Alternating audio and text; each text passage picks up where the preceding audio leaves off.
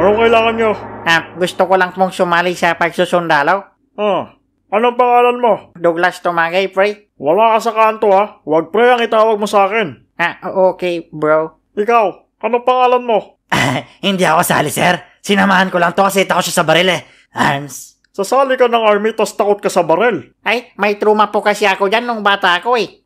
Sige, ikwento mo. Sigurado kayo dyan ha? Oo nga, sigurado kayo? Bakit? What's wrong with it?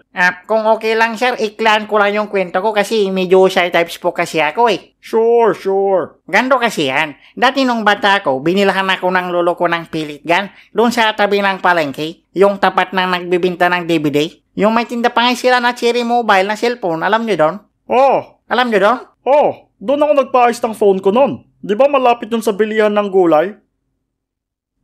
Ayoko na ganun sa kwento. Bakit? Very wrong, sir. Hans. Ba't mo kasi alam? Dapat ako lang yung may alam. Panira kayo sa kwento ko eh. Oo nga, huwag kayong magmagaling. Kwento niya yan eh. Teka. Pakalain kasi kayo masyado eh. Sa'yo na yung pilit gun ko, ikaw na yung may trauma. Teka lang. Ikaw ang unang nagtanong, sinagot ko lang. Ikwento mo na, dali. Wala.